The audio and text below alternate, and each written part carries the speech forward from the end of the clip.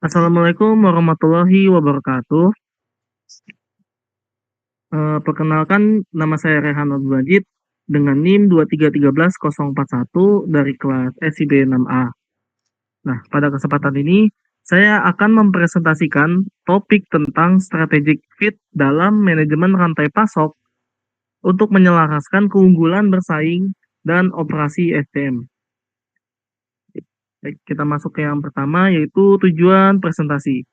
Nah, tujuan yang pertama, kita akan membedah fondasi dari setiap bisnis yang ingin bertahan lama, yaitu tentang keunggulan bersaing. Kita akan mengupas teori dari Michael E. Porter.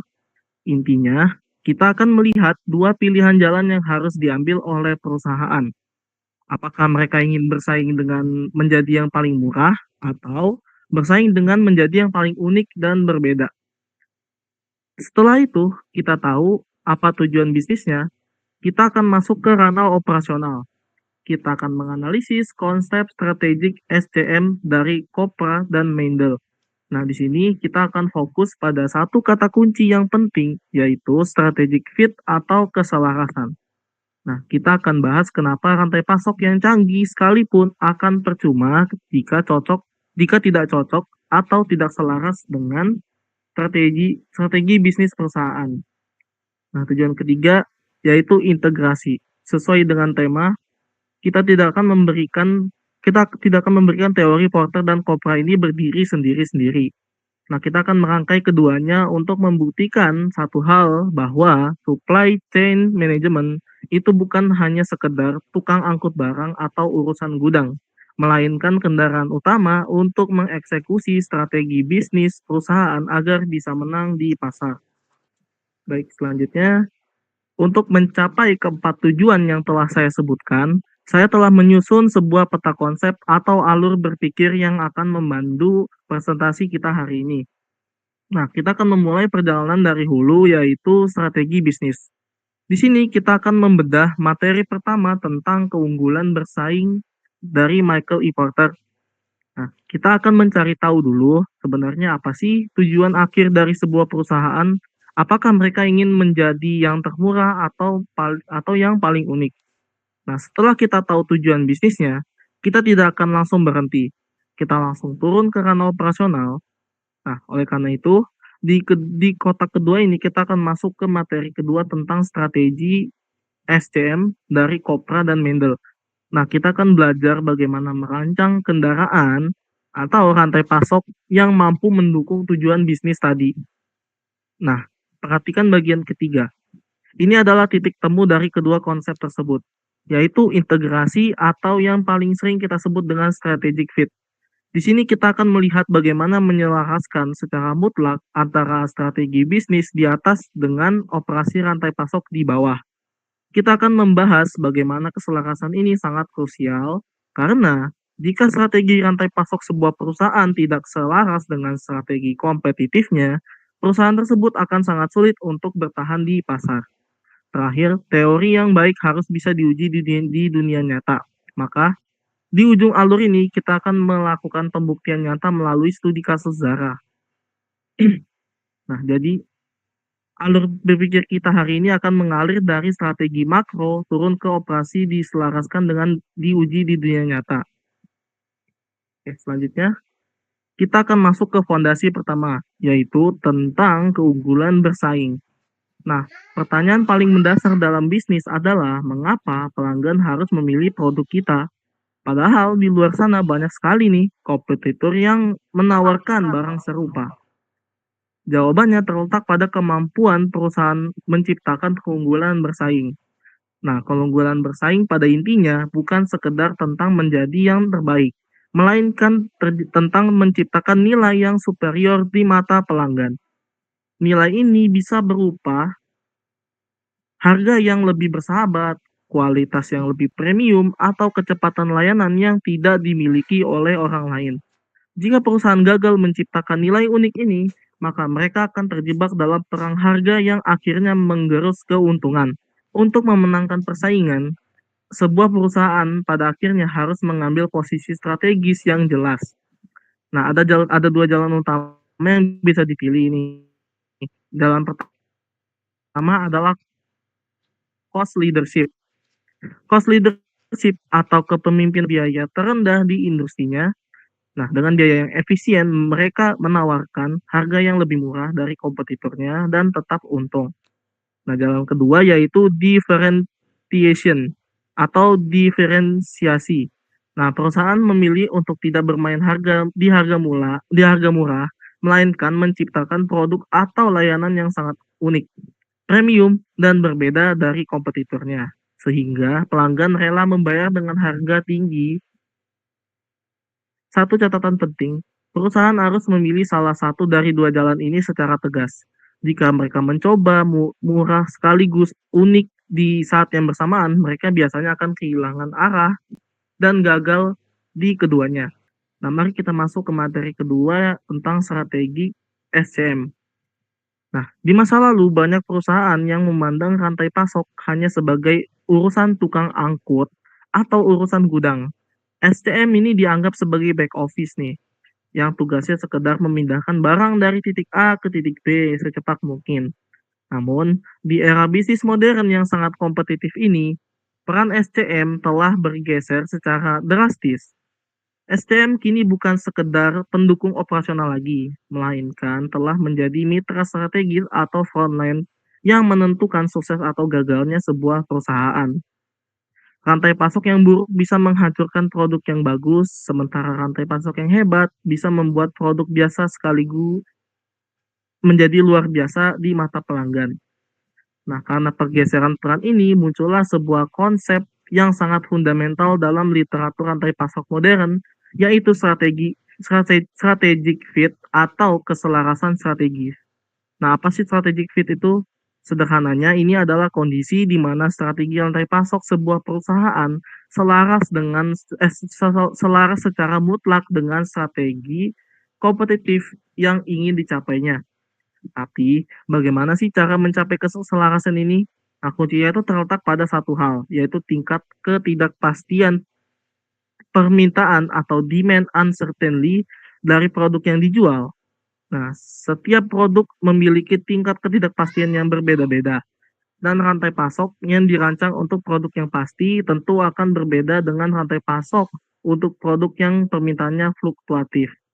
Berdasarkan tingkat ketidakpastian itu, kita bisa membagi strategi rantai pasok menjadi dua kutub yang berlawanan. Kutub pertama itu adalah efisiensi supply chain atau rantai pasok yang efisien, sedangkan kutub kedua yaitu responsively supply chain atau rantai pasok yang responsif. Selanjutnya, yaitu setelah kita memahami dua konsep besar di materi sebelumnya, yaitu arah strategik bisnis dan tipe strategik rantai pasok, sekarang kita masuk ke tahap yang paling krusial dalam perencanaan bisnis, yaitu integrasi atau penyelarasan. Nah, dalam dunia profesional, kita sering menyebut kondisi ideal ini sebagai strategic fit atau keselarasan strategis. Nah, mengapa keselarasan ini sangat vital? Bayangkan Anda memiliki sebuah strategi bisnis yang brilian tetapi operasi di lapangan justru berlawanan arah. Hasilnya pasti kegagalan. Oleh karena itu, pilihan strategis kompetitif perusahaan harus ditarik ulur dan disinkronkan secara mutlak dengan desain rantai pasoknya. Mari kita lihat matrik keselarasan di layar. Jika sebuah perusahaan itu memutuskan untuk mengambil posisi cost leadership atau bersaing melalui harga murah, maka rantai pasok harus mereka bangun adalah efisiensi supply chain. Logikanya yang sangat sederhana, Anda tidak mungkin menawarkan harga paling murah di pasar rantai pasok jika Anda lambat, boros, dan memiliki biaya penyimpangan gudang yang tinggi. Untuk menjadi pemimpin biaya, seluruh aktivitas rantai pasok, mulai dari pengadaan bahan baku, produksi massal, hingga distribusi, harus dirancang untuk menekan biaya serendah mungkin dan menghilangkan segala bentuk pemborosan. Sebaliknya, jika perusahaan memilih jalan differentiation atau bersaing melalui keunikan, kecepatan, dan inovasi produk, maka rantai pasok yang wajib digunakan adalah responsively supply chain. Nah, perusahaan jenis ini tidak bermain di harga murah, melainkan di kepuasan pelanggan dan ketersediaan produk selalu up to date. Maka, Rantai pasoknya harus dirancang untuk sangat fleksibel dan cepat merespon perubahan pasar. Mereka mungkin harus membayar biaya produksi yang lebih mahal atau menggunakan transportasi udara yang mahal, tetapi itu bukan masalah. Karena margin keuntungan dari produk yang unik dan langka tersebut akan menutupi biaya operasional yang tinggi. Baik, setelah kita memahami betapa krusialnya keselarasan antara strategi bisnis dan operasi rantai pasok, mari kita lihat bagaimana teori bekerja di dunia nyata yang sesungguhnya. Nah, di sini, industri fashion adalah salah satu industri yang paling kejam dan dinamis. Tren bisa berubah dalam hitungan minggu. Jika Anda terlambat membawa baju yang sedang hype ke toko, pelanggan akan langsung beralih ke kompetitor yang lain. Nah, Zara melakukan sesuatu yang pada awalnya dianggap mustahil oleh banyak ahli bisnis tradisional. Rata-rata perusahaan fashion di dunia ini membutuhkan waktu sekitar 6 hingga 9 bulan untuk memproses sebuah ide desain di atas kertas menjadi baju dan tergantung rapi di toko. Proses ini biasa melibatkan perancangan di Eropa, lalu diproduksi secara massal di negara-negara Asia seperti Bangladesh atau Vietnam, yang biasanya tenaga kerjanya sangat murah. Nah, kemudian dikirim lewat kapal laut yang memakan waktu berminggu-minggu. Tapi Zara, mereka mampu memotong seluruh siklus panjang tersebut. Zara ini mengambil sebuah konsep desain baru, memproduksinya, dan mendistribusinya ke toko-toko mereka di seluruh dunia, mulai dari New York, Tokyo, hingga Jakarta dalam waktu 15 hari saja, hingga 20 hari. Ini bukan sekedar cepat, tapi ini adalah kecepatan tingkat tinggi yang mengubah peta persaingan industri fashion global. Nah, bayangkan dengan kecepatan itu, Zara mampu meluncurkan lebih dari 10.000 desain baru setiap tahunnya. Bandingkan dengan kompetitor tradisional yang mungkin hanya merilis 2 hingga 4 koleksi dalam setahun. Uniknya, Zara ini hampir tidak pernah mengeluarkan biaya besar untuk iklan. Nah, mereka hanya menghabiskan sekitar 0,3% dari penjualan mereka untuk pemasaran dan iklan. Sebagai perbandingan, kompetitor mereka bisa menghabiskan 3 hingga 4 kali lipat angka tersebut. Sedangkan Zara, jawabannya ada pada lokasi toko mereka yang selalu berada di area premium. Dan yang paling utama, kecepatan mereka dalam penyediaan apa yang sedang diinginkan pelanggan itu juga.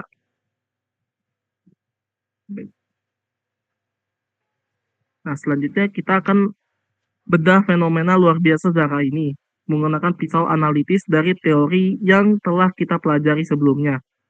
Nah, mari kita lihat dari kacamata strategis kompetitif terlebih dahulu. Nah, Zara ini secara tidak memposisikan dirinya sebagai pemain cost leadership atau pemimpin biaya. Mereka tidak bersaing dengan menjual baju termurah di pasar. Sebaliknya, Zara itu memilih differentiation atau diferensiasi yang sangat kuat. Nah, nilai apa yang dijual Zara kepada pelanggannya bukan harga murah, melainkan speed to market atau kecepatan menyediakan tren terbaru, serta scarcity atau kelangkaan. Nah, ingat, barang di toko Zara ini dikirim 2 kali seminggu dan cepat habis. Ini menciptakan urgensi bagi pelanggan untuk segera membelinya karena takut kehabisan. Akibat dari strategi diferensiasi ini, Zara tidak perlu sering-sering memberikan diskon. Hanya sekitar 15% dari barang mereka akhirnya didiskon jauh lebih rendah dibanding kompetitor yang bisa mencapai 30 hingga 50%. Nah, lalu bagaimana rantai pasok mereka mendukung strategi diferensiasi yang unik ini? Nah, disinilah letak kejeniusan Zara. Dia itu mendukung keputusan differentiation. Nah, Zara secara tegas membangun responsive supply chain atau rantai pasok yang responsif. Nah, secara tradisional biaya tenaga kerja di sana jauh lebih mahal, tapi bagi Zara itu bukan masalah.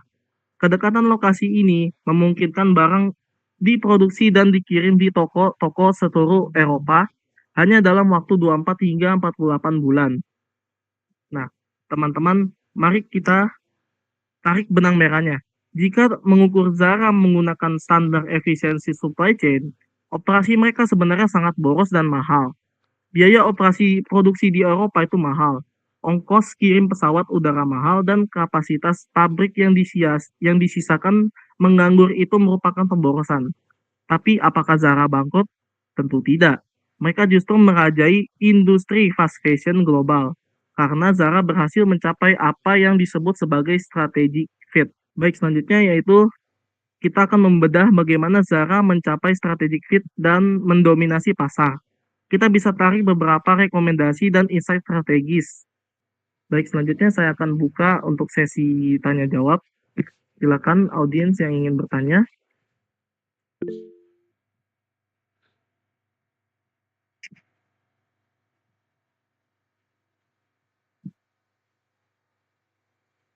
Baik, untuk Sauban, silakan.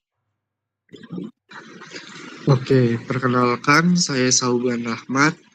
Tadi Anda sebut Zara pakai responsif SCM yang mahal, seperti produksi di Eropa dan kirim via udara. Kalau tiba-tiba ada krisis global atau biaya logistik naik gila-gilaan, bukankah strategi mahal ini bakal bikin mereka rugi besar? Itu tuh gimana sih solusinya? Oke, baik. Terima kasih. Pertanyaannya sangat tajam dan realistis ya. Nah, benar. Krisis global pasti membengkakkan biaya operasional Zara. Tapi mereka punya dua tameng nih. Pertama, margin keuntungan mereka sangat tebal karena jarang diskon. Jadi mereka itu punya buffer finansial yang kuat nih. Terus kedua, solusinya ada di konsep Leagil yang saya bahas tadi. Zara harus memilah rantai pasoknya menggunakan efisiensi SCM via laut. Nah, untuk produk basic seperti kaos polos dan pertahankan responsif SCM hanya untuk produk tren. Dengan segmen ini, resiko krisis logistik bisa dibagi dan tidak akan mematikan seluruh operasi mereka. Apakah jawabannya sudah jelas?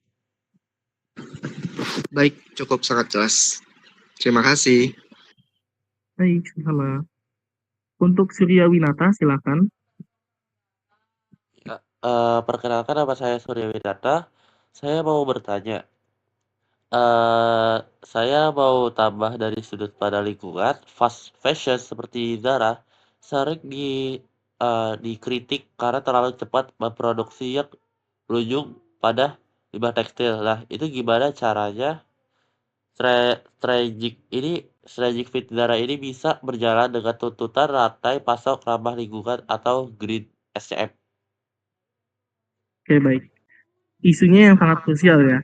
Nah, faktanya, jika dibedah lebih dalam, responsif SCM-nya, Zara justru lebih ramah lingkungan dibanding dengan kompetitornya. Kompetitor itu menggunakan efisien SCM massal. Mereka menebak tren 6 bulan sebelumnya. Jika tebakannya meleset, jutaan baju yang sudah diproduksi akan menumpuk jadi limbah dead stock. Sedangkan Zara memproduksi dalam jumlah kecil dan sesuai permintaan real dari toko. Sehingga limbah overproduction mereka sangat minim.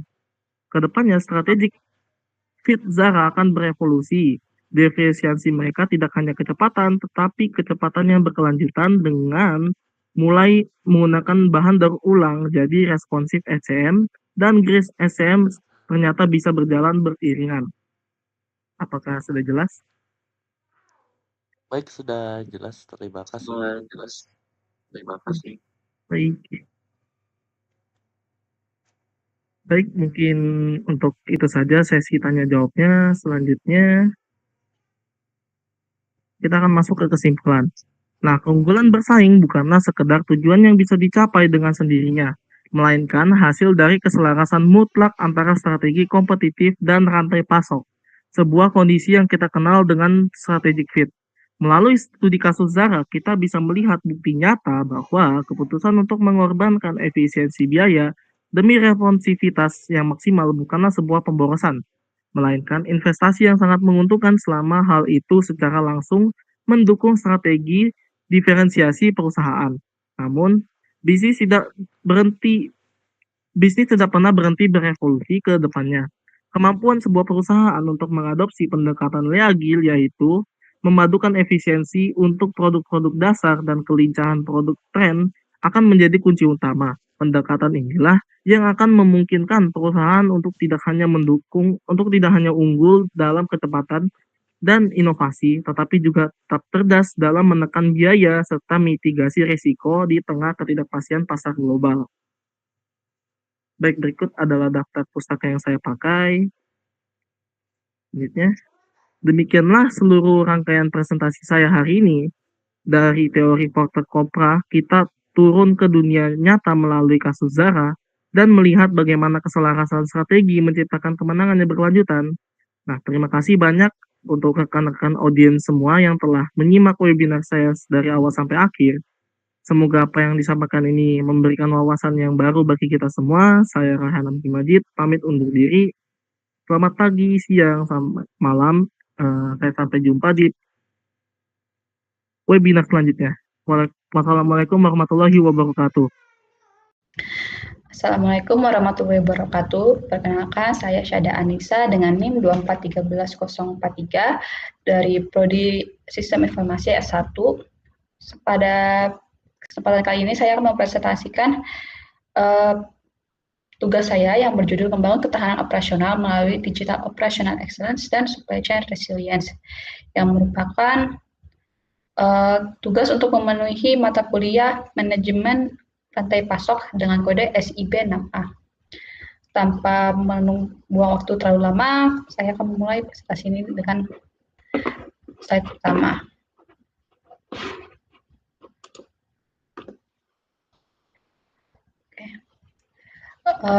Adapun tujuan dari presentasi ini adalah sebagai berikut.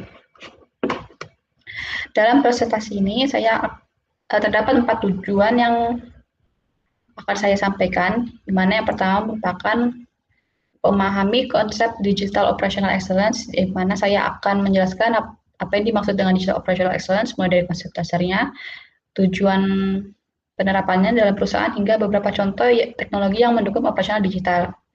Kemudian, tujuan yang kedua adalah memahami konsep Supply Chain Resilience, mana pada bagian ini saya akan membahas bagaimana perusahaan membangun ketahanan rantai pasok agar tetap mampu beroperasi ketika menghadapi berbagai gangguan di bisnisnya. Selain itu, saya juga akan menjelaskan mengapa konsep ini menjadi semakin penting, terutama di era VUCA yang ditandai dengan kondisi bisnis yang penuh perubahan dan ketidakpastian. Kemudian tujuan yang ketiga adalah menjelaskan hubungan antara Digital Operational Excellence dengan Supply Chain Resilience, yang dimana kedua konsep ini sebenarnya saling memiliki keterkaitan antara satu sama lainnya. Dan pada tujuan yang keempat adalah menganalisis penerapan konsep pada studi kasus nyata, yang mana pada kesempatan kali ini saya akan membahas kasus terkait gangguan supply chain yang terjadi di Starbucks. Kemudian adalah gambar umum materi. Pembahasan pada presentasi ini akan diawali dengan materi mengenai Digital Operational Excellence, di mana pada bagian ini saya akan menjelaskan definisi, konsep utama, tujuan penerapan, serta beberapa contoh teknologi yang banyak digunakan dalam operasional perusahaan saat ini. Kemudian setelah itu akan masuk ke materi Supply Chain Resilience, di mana di bagian ini akan dibahas mengenai pengertian Supply Chain Resilience, kondisi lingkungan bisnis di era VUCA, serta bagaimana perusahaan mengelola risiko melalui manajemen risiko rantai pasok. Kemudian setelah dua konsep tersebut dipahami, saya akan menampilkan sebuah konsep map yang menggambarkan hubungan antara materi Digital Operational Excellence dengan materi Supply Chain Resilience, di mana konsep maps ini nanti bermanfaat untuk menunjukkan bahwa kedua konsep tersebut saling melengkapi dan tidak dapat dipisahkan dalam mendukung operasional perusahaan. Selanjutnya, saya juga akan masuk ke pembahasan studi kasus, yaitu Starbucks, di mana pada bagian ini saya akan menjelaskan latar belakang permasalahan.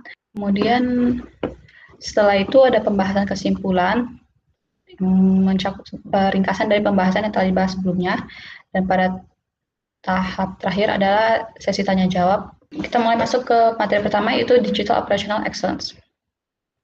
Secara Digital Operational Excellence dapat dikatakan merupakan sebuah pendekatan yang memanfaatkan teknologi digital untuk meningkatkan kualitas dan efektivitas proses operasional perusahaan secara berkelanjutan, di mana fokus utamanya bukan hanya pada penggunaan teknologi, tetapi bagaimana teknologi tersebut dapat membantu perusahaan bekerja dengan lebih efisien, lebih cepat, menghasilkan kualitas yang lebih baik, dan pada akhirnya memberikan nilai tambah bagi pelanggan.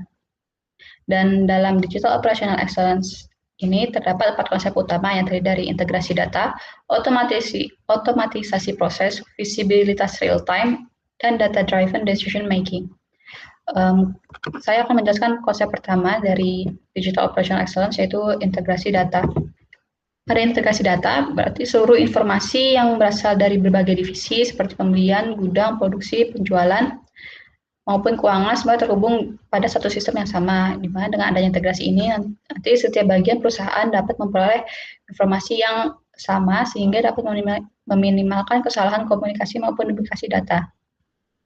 Kemudian konsep yang kedua adalah otomatisasi proses, di mana pada konsep ini rangkaian aktivitas di perusahaan yang sebenarnya dilakukan secara manual kini dibantu oleh sistem atau teknologi digital. Untuk contohnya seperti adalah proses pencatatan stok yang sebelumnya harus dilakukan secara manual, kini dapat dilakukan secara otomatis melalui sistem. Kemudian konsep ketiga adalah real-time visibility atau visibilitas real-time, di mana pada konsep ini menunjukkan kemampuan perusahaan untuk memantau kondisi operasional secara langsung atau real-time. Lalu konsep yang keempat adalah data-driven decision making, yang mana berarti keputusan yang diambil perusahaan didasarkan pada data yang akurat dan terkini, bukan hanya berdasarkan pengalaman atau perkiraan. Di mana dengan pemanfaatan data yang telah dikumpulkan dan dianalisis oleh sistem digital, keputusan yang dihasilkan nantinya dapat lebih objektif dan lebih tepat sasaran. Salah satu teknologi yang termasuk dalam Digital Operational Excellence ini adalah Internet of Things, Enterprise Resource Planning, Artificial Intelligence. Pada teknologi pertama yaitu Enterprise Resource Planning atau sering disingkat sebagai ERP, merupakan memiliki fungsi untuk mengintegrasikan berbagai fungsi bisnis seperti pembelian, gudang, produksi, penjualan, hingga keuangan ke dalam satu sistem. Sehingga setiap perubahan data pada satu bagian dapat langsung diketahui oleh bagian lainnya sehingga koordinasi menjadi lebih efektif. Kemudian ada juga Internet of Things atau lebih sering disingkat sebagai IoT, yang mana teknologi ini memungkinkan perangkat atau sensor untuk mengirimkan data secara otomatis. Dan dalam penerapannya di rantai pasok, teknologi dapat dimanfaatkan untuk memantau lokasi barang, kondisi suhu penyimpanan, maupun status kendaraan pengiriman secara real time. Kemudian ada Artificial Intelligence atau AI. AI ini membantu perusahaan dalam mengolah dan menganalisis data dalam jumlah besar, sehingga dapat menghasilkan prediksi maupun rekomendasi. Adapun tujuan yang dari Digital Operational Excellence sendiri adalah yang pertama adalah meningkatkan efisiensi operasional, di mana dengan pemanfaatan teknologi digital, berbagai aktivitas operasional dapat dilakukan dengan lebih cepat, lebih terstruktur, dan lebih efisien. Misalnya proses pencatatan persediaan, pemesanan baku, yang sudah tidak dilakukan lagi secara manual, tapi juga sudah bisa dilakukan secara sistem yang terintegrasi. Kemudian yang kedua adalah mengurangi kesalahan human error, yang biasanya terjadi akibat pencatatan manual yang menyebabkan keterlambatan penyampaian informasi atau duplikasi data. Kemudian yang ketiga adalah mempercepat proses bisnis. Yang keempat adalah meningkatkan kualitas pelayanan kepada pelanggan. Dan yang kelima adalah mendukung keunggulan kompetitif perusahaan. Kemudian kita akan masuk ke materi berikutnya, yaitu supply chain resilience. Supply chain resilience dapat diartikan sebagai kemampuan perusahaan untuk mempersiapkan diri, merespon, beradaptasi, dan memulihkan aktivitas rantai pasok ketika terjadi gangguan, sehingga operasional perusahaan tetap dapat berjalan dengan baik. Dan supply chain resilience ini sangat berguna untuk diterapkan di masa era bisnis yang beroperasi di era VUCA ini, atau yang lebih sering dikenal dengan era volatility, uncertainty, complexity, dan ambiguity. Dimaksud dengan volatility adalah kondisi di mana perubahan terjadi dengan sangat cepat. Contohnya adalah fluktuasi harga bahan baku seperti harga kopi yang dapat berubah secara signifikan akibat perubahan iklim maupun gangguan produksi di negara penghasil kopi. Yang kedua adalah uncertainty, yaitu kondisi di mana kondisi pasar penuh ketidakpastian dan sulit diprediksi. Contohnya adalah pandemi COVID-19, konflik geopolitik maupun gangguan logistik global yang menyebabkan proses distribusi barang menjadi terhambat. Dan yang ketiga adalah complexity, yang mana saat ini rantai pasok perusahaan semakin kompleks karena melibatkan banyak pemasok, distributor, serta mitra bisnis dari berbagai wilayah atau bahkan berbagai negara. Kondisi ini membuat proses pengelolaan rantai pasok menjadi lebih rumit dibandingkan sebelumnya. Yang keempat adalah ambiguity, mana merupakan situasi ketika perusahaan harus mengambil keputusan meskipun informasi yang dimiliki belum sempurna jelas atau masih terus berubah. Mitigasi manajemen risiko rantai pasok yaitu terdiri multi-sourcing, collaborative planning, forecasting, and replenishment, serta safety stock. Strategi yang pertama adalah multi-sourcing, yaitu menggunakan lebih dari satu pemasok. Dengan cara ini perusahaan tidak bergantung pada satu sumber pasokan saja. Jadi apabila satu pemasok mengalami gangguan, perusahaan masih memiliki alternatif pemasok lainnya. Yang kedua adalah CPRF, di mana perusahaan dan pemasok saling berbagi informasi mengenai permintaan, persediaan maupun rencana produksi. Dan yang ketiga adalah safety stock, di mana yaitu menyediakan persediaan cadangan untuk antisipasi keterlambatan pasokan maupun lonjakan permintaan yang tidak terduga. Adapun tujuan dari supply chain resilience ini adalah untuk mengidentifikasi risiko operasional, mengurangi dampak gangguan, menyusun strategi mitigasi risiko, menjaga keberlangsungan operasional. Berikutnya adalah konsep map. Setelah pembahasan materi sebelumnya, kini saya akan menjelaskan terkait konsep map integrasi antara digital operational excellence dan supply chain resilience. Kalau berdasarkan alurnya, penjelasannya dapat dimulai dari digital operational excellence, di mana melalui teknologi seperti ERP, artificial intelligence, IoT maupun cloud computing, perusahaan mampu menghasilkan integrasi data, otomasi proses, visibilitas operasional secara real time, serta pengambilan keputusan yang didasarkan pada data. Kemampuan ini kemudian dapat menjadi fondasi dalam membangun supply chain resilience, di mana contohnya ketika perusahaan dapat memantau kondisi rantai pasok secara real time, perusahaan akan lebih cepat mendeteksi apabila terjadi keterlambatan pengiriman atau gangguan lainnya. Informasi ini juga kemudian dapat digunakan untuk mengidentifikasi risiko, menganalisis dampaknya, dan menentukan strategi mitigasi yang paling sesuai. Jadi teknologi digital sebenarnya tidak secara langsung menghilangkan risiko yang dihadapi perusahaan, tapi lebih berperan sebagai enabler yang menyediakan informasi yang akurat dan tepat waktu sehingga perusahaan dapat mengambil keputusan dengan lebih cepat dan lebih tepat. Dan setelah keputusan diambil, perusahaan dapat menerapkan berbagai strategi ketahanan rantai pasok seperti diversifikasi pemasok, peningkatan akurasi, forecasting, dan lain-lainnya. Dan berdasarkan konsep ini dapat disebutkan bahwa digital operational excellence berfokus pada bagaimana perusahaan memperoleh informasi yang berkualitas melalui pemanfaatan teknologi digital, sedangkan supply chain resilience berfokus pada bagaimana informasi tersebut dimanfaatkan untuk mengelola risiko dan menjaga keberlangsungan operasional perusahaan. Studi kasus yang saya angkat pada presentasi kali ini adalah studi kasus yang terjadi di sebuah jaringan kedai kopi multinasional Starbucks yang menghadapi masalah rantai pasok di tahun 2022. Pada tahun tersebut, jaringan kedai kopi ini mengalami kegangguan terhadap ketersediaan bahan baku di berbagai gerainya disebabkan oleh volatilitas harga kopi serta gangguan rantai pasok, sehingga terdapat banyak barang yang tidak tersedia yang menyebabkan penurunan loyalitas pelanggan, penurunan penjualan, dan pembengkakan biaya operasional. Ini adalah analisis kasus. Untuk menganalisis kasus Starbucks ini, saya menggunakan framework supply chain risk management yang terdiri dari 4 tahapan, yaitu risk identification, risk assessment, risk mitigation, dan risk monitoring. Tahap pertama adalah risk identification, di mana proses identifikasi risiko dilakukan dan didapatkan bahwa permasalahan yang didapatkan adalah fluktuasi harga biji kopi yang menyebabkan berkurangnya ketersediaan bahan baku di berbagai gerai.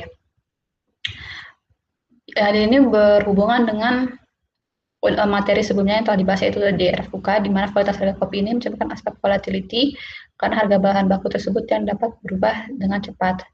Kemudian dilakukan risk assessment atau penilaian risiko, di mana perusahaan menilai seberapa besar dampak dari risiko terhadap operasional tersebut. Dan berdasarkan materi yang ditunjukkan, didapatkan hasil bahwa penilaian terhadap risiko volatilitas harga biji kopi ini memiliki nilai likelihood sebanyak 4 dan nilai impact sebesar 5 atau critical. Di mana risiko ini termasuk ke dalam kategori prioritas tinggi sehingga perlu menjadi fokus utama dalam proses mitigasi yang dilakukan. Kemudian tahap selanjutnya adalah risk mitigation, yaitu langkah yang diambil untuk mengurangi dampak risiko. Berdasarkan informasi yang didapat, salah satu strategi mitigasi yang diterapkan adalah dengan menggunakan pemasok pengganti atau alternatif supplier, sehingga perusahaan dapat menyediakan bahan baku secepat-cepatnya untuk menjaga operasional bisnisnya. Kemudian risk monitoring.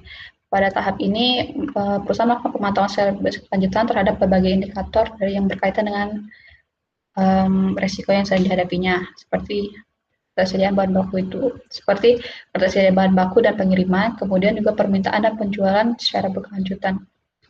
Rekomendasi solusi berdasarkan hasil analisis yang telah dilakukan, rekomendasi yang didapatkan yang pertama adalah dengan memperkuat diversifikasi pemasok. Walaupun saat ini Starbucks sudah bekerja sama dengan banyak pemasok, perusahaan ini masih tetap dapat memperluas jaringan pemasoknya dari berbagai wilayah yang memiliki kondisi iklim dan karakteristik geografis yang berbeda. Dengan begitu, apabila salah satu wilayah mengalami gangguan produksi, perusahaan masih memiliki alternatif sumber pasokan sehingga risiko kekurangan bahan baku dapat dikurangi. Kemudian rekomendasi yang kedua adalah mengoptimalkan pemanfaatan data dan teknologi untuk proses forecasting. Forecasting ini perusahaan dapat menghasilkan prediksi kebutuhan bahan baku yang lebih akurat. Di mana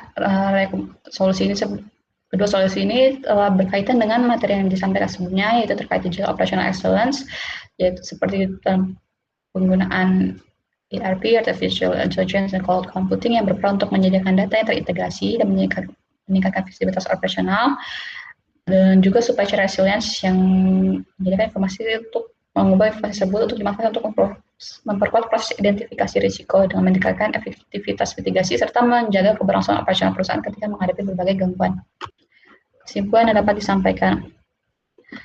Adapun kesimpulan yang dapat disampaikan, yang pertama, digital operation excellence dapat meningkatkan efisiensi operasional melalui ERP, AI, IoT, dan cloud computing. Kemudian, supply chain resilience juga memungkinkan perusahaan untuk mengantisipasi, merespon, dan memiliki gangguan rantai pasok secara efektif. Integrasi digital operational excellence dengan supply chain resilience menciptakan operasi bisnis yang lebih efisien, adaptif, dan tangguh dalam menghadapi risiko di era VUCA.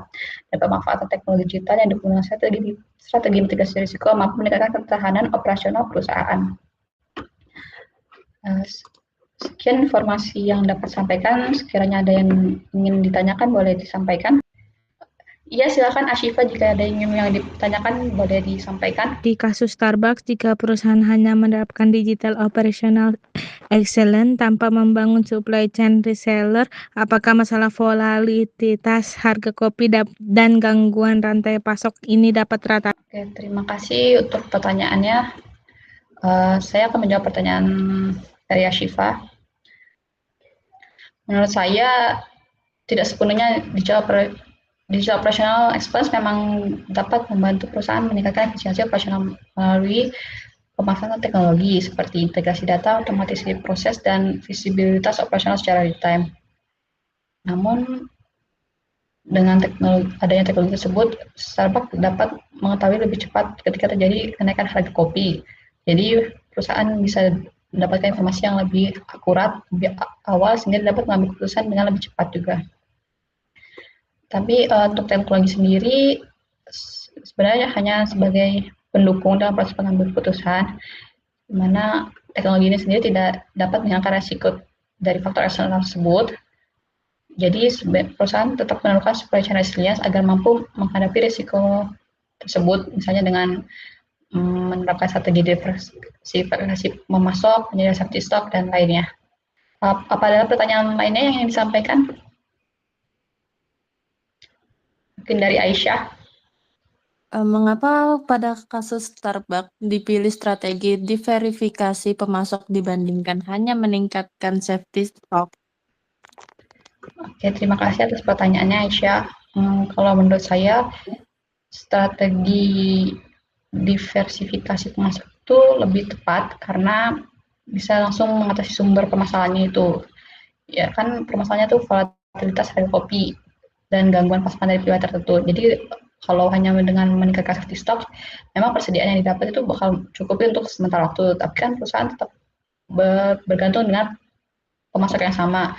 Jadi kalau misalnya gangguan tersebut berlangsung dengan jangka panjang, stok cadangan yang ada juga pada akhirnya akan habis dan perusahaan tetap menghadapi risiko kekurangan pasokan itu. Tapi kalau dengan diversifikasi pemasok, perusahaan tidak tergantung pada satu pemasok saja. Jadi kalau ada kendala, perusahaan masih bisa dapat pasokan lainnya dari wilayah atau pemasok lain. Jadi operasional itu tetap berjalan gitu. Jadi supply chain station ini sejalan dengan solusi yang disampaikan itu, karena tujuan utamanya bukan hanya untuk menyediakan cadangan persediaan, tapi juga untuk mengurangi ketergantungan pada satu sumber pasokan gitu, sehingga perusahaan menjadi lebih tangguh dan menghadapi berbagai gangguan. Apa sudah bisa dipahami, Syah? Siap, terima kasih sudah bisa dipahami. Oke, apabila tidak ada pertanyaan lagi, sekian presentasi yang bisa saya sampaikan saat ini. Kurang lebihnya mohon maaf. Assalamualaikum warahmatullahi wabarakatuh. Pada kesempatan yang sangat berharga ini, saya akan mempresentasikan hasil materi saya yang berjudul Sinkronisasi Ekosistem Rantai Pasok. Sebagai mahasiswa sistem informasi, fokus utama saya dalam materi ini tidak hanya melihat aliran barang secara fisik, melainkan bagaimana kita dapat menyelaraskan arsitektur data, desain jaringan logistik, pengendalian resiko di era future, hingga evaluasi kinerja sirkular untuk melahirkan keputusan strategis yang tangguh di tingkat korporasi. Kita semua tahu bahwa di era digital ini, efisiensi rantai pasok adalah penentu utama daya saing perusahaan di pasar global. Melalui presentasi ini, mari kita bedah bersama bagaimana teori-teori makro SCM bertransisi menjadi solusi arsitektural yang nyata dan aplikatif.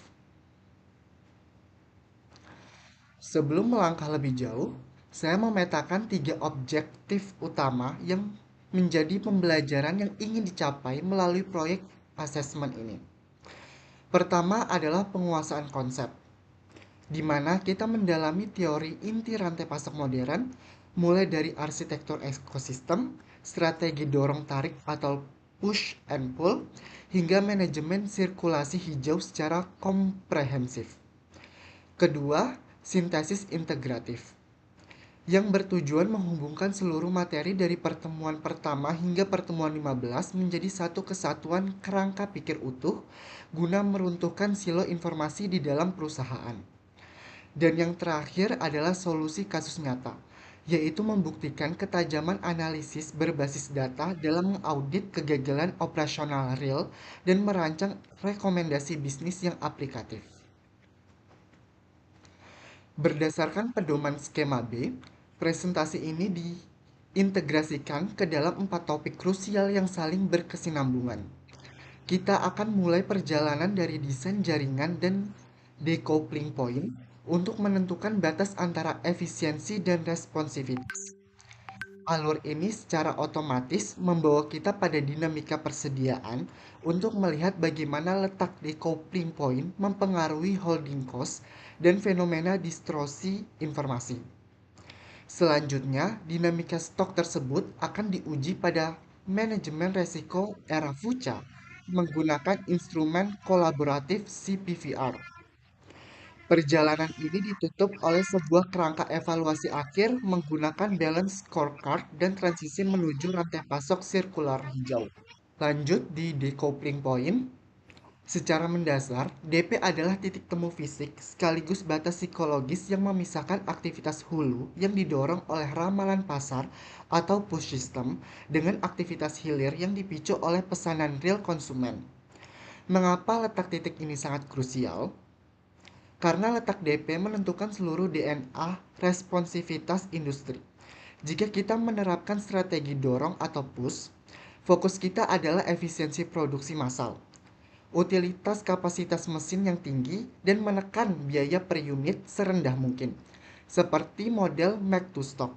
Sebaliknya, jika kita bergeser ke kanan ke arah strategi tarik atau pull, prioritas berubah total menjadi kapasitas respon, fleksibilitas, kustomisasi produk, serta zero inventory sebagai model make to order. Kegagalan memetakan DP berarti kegagalan mendesain rantai pasok. Letak decoupling point yang keliru secara langsung memicu distorsi informasi terbesar dalam dunia logistik, yang kita kenal dengan sebagai bullwhip effect. Fenomena ini terjadi ketika fluktuasi permintaan yang sangat kecil di tingkat retail atau hilir berkembang secara liar menjadi lonjakan pesanan yang besar saat mencapai hulu pabrik. Akibatnya, perusahaan terjebak dalam dilema biaya finansial. Jika stok berlebih, perusahaan dihantam oleh holding cost. Namun, jika mereka terlalu takut dan stok terlalu sedikit, mereka dihantam oleh stock out cost. Akar penyebab adalah silo forecasting, pemesanan massal yang tidak teratur, serta kepanikan stok. Solusi mutu akhir untuk meredam cambuk ini adalah melakukan sentralisasi data titik penjualan secara real time dari hilir ke hulu. Rantai pasok global hari ini tidak beroperasi di ruang hampa, melainkan di tengah badai fuca, di mana gangguan politik, bencana, atau pandemi bisa menghentikan aliran material secara mendadak. Untuk memitigasinya, slide ini menyajikan matriks klasifikasi resiko korporasi. Pendekatan spekulatif dilakukan dengan membeli material dalam volume besar saat harga murah. Pendekatan lindungi nilai membagi kapasitas produksi di wilayah mata uang yang berbeda untuk menghindari inflasi. Sementara, pendekatan fleksibel mengandalkan multi-sourcing agar jika satu rute logistik lumpuh, maka rute lain langsung aktif. Melalui resiko ini, kita memetakan ancaman dari hulu, internal, hingga hilir. Dan vaksin terbaik untuk menghadapi ketidakpastian ini adalah CPVR, sebuah platform kolaborasi yang menyatukan ramalan dan rencana pengisian stok antara pabrik dan retail secara transparan. Pengukuran performa korporasi modern telah bertransisi menjadi radikal. Kita tidak bisa lagi hanya melihat metrik keuangan jangka pendek, melainkan harus bergerak menuju evaluasi holistik yang ramah lingkungan. Disinilah kita mengawinkan dua kerangka kerja utama. Pertama, balance scorecard yang memotret kesehatan organisasi dari 4 lensa berimbang: keuangan, pelanggan, proses bisnis internal, serta pembelajaran dan pertumbuhan. Kedua, kita mengintegrasikan prinsip Green SCM.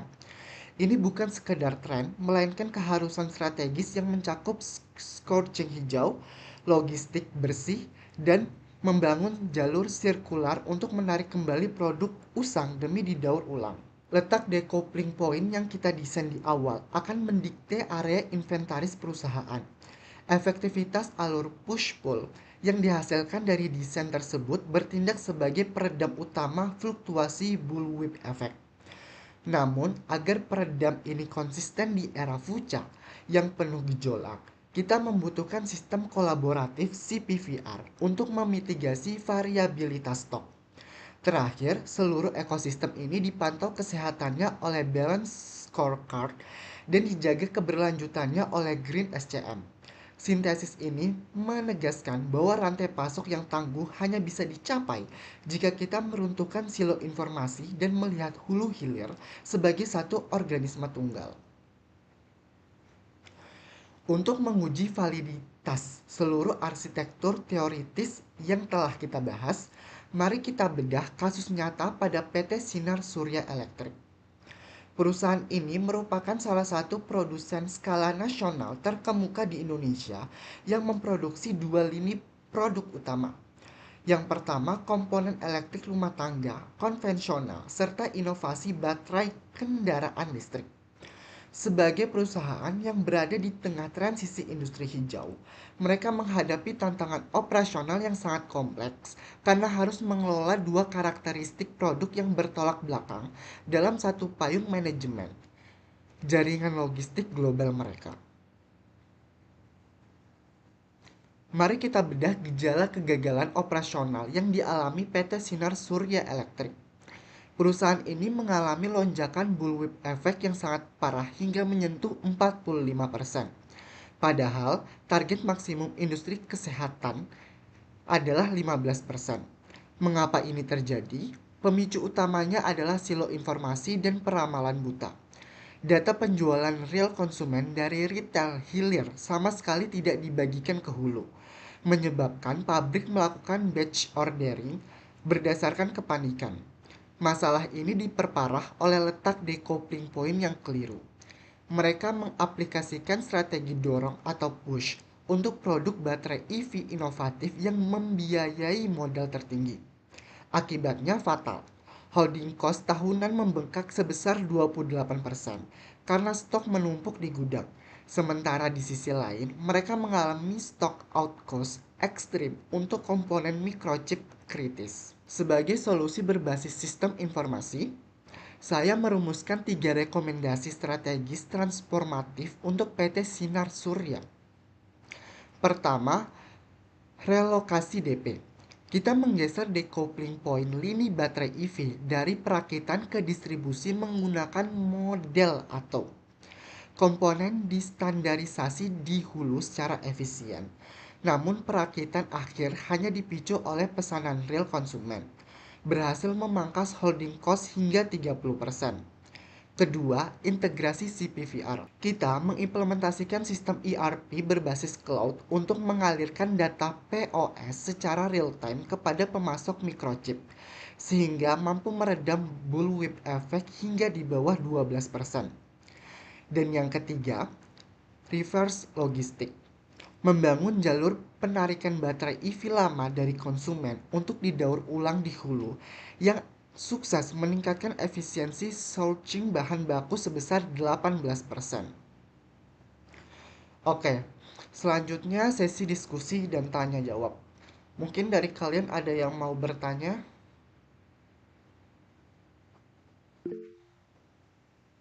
Silahkan, Surya.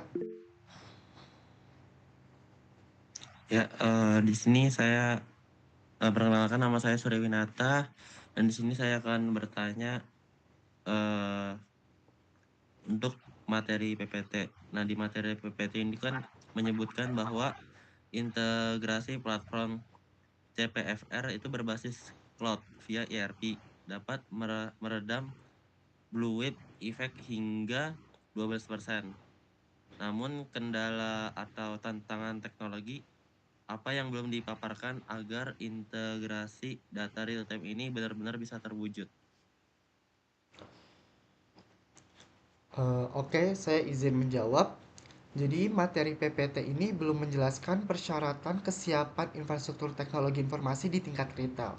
Jadi retail kecil atau dealer daerah seringkali belum memiliki sistem POS atau point of sale yang terstandarisasi atau terkoneksi oleh API atau EDI yang aman untuk terhubung langsung ke ERP cloud milik PT Sinar Surya. Tanpa standarisasi format data dan komitmen keamanan cyber antar mitra rantai pasok, sinkronisasi data peramalan bersama akan mengalami delay atau penolakan dari mitra hilir. Bagaimana, Surya? Baik, sudah terjawab. Terima kasih. Oke, terima kasih Surya. Selanjutnya Andini. Saya izin bertanya, berdasarkan studi kasus PT Sinar Surya Elektrik, dijelaskan gejala masalah operasional yang mereka hadapi serta ada akibat finansial yang terjadi akibat kegagalan sistem tersebut. Bisa tolong dijelaskan? Oke, di sini saya izin menjawab. Jadi gejala masalah yang terjadi, bullwhip effect yang sangat parah di mana variasi permintaan pasar yang sebenarnya hanya sebesar 8% memicu pembengkakan pesanan bahan baku sasis di hulu hingga menyentuh angka 45%. Jadi jauh di atas target maksimal industri sebesar 15%. Akibatnya, kegagalan ini disebabkan oleh adanya silo informasi dan kesalahan letak DP. Hal ini mengakibatkan pembekakan biaya simpan atau holding cost tahunan gudang sebesar 28%, serta tingginya stock out cost untuk komponen microchip kritis. Bagaimana Andini? Wah, sangat jelas sekali. Terima kasih banyak. Oke, sama-sama. Oke, saya lanjut. Sebagai penutup, ada 5 benang merah utama yang dapat kita simpulkan dari seluruh rangkaian materi semester ini. Pertama, yaitu persaingan ekosistem. Kompetisi modern dimenangkan oleh rantai pasok terintegrasi, bukan entitas tunggal terbesar. Yang kedua, keselarasan strategi. Selalu cocokkan strategi operasional yang efisien versus responsif dengan sifat karakteristik produk. Yang ketiga, transparansi informasi. Meredam bullwhip effect mutlak memerlukan peruntuhan silo data internal dan eksternal. Yang keempat, kolaboratif CPVR bergeser dari transaksi adu tawar atau zero sum game menuju strategic partnership jangka panjang berbasis CPVR. Dan yang kelima, kelestarian sirkular, yaitu mengintegrasikan prinsip Green SCM sebagai penopang mutlak ketahanan jangka panjang korporasi. Seluruh analisis, sintesis metodologi, dan argumentasi solusi yang saya sajikan dalam proyek UAS ini didasarkan pada literatur ilmiah dan referensi akademik yang sangat kredibel dan diakui secara global. Saya mengacu pada 4 referensi ini. Sebagai penutup presentasi, izinkan saya mengutip sebuah kalimat. Keberhasilan manajemen rantai pasok tidak pernah diukur dari seberapa banyak teori yang kita ketahui, melainkan dari cara kita mengintegrasikan pengetahuan tersebut untuk melahirkan solusi nyata di industri. Saya Sauban Rahmat, mahasiswa Sistem Informasi, mengucapkan terima kasih yang sebesar-besarnya atas perhatiannya. Assalamualaikum warahmatullahi wabarakatuh. Waalaikumsalam warahmatullahi wabarakatuh.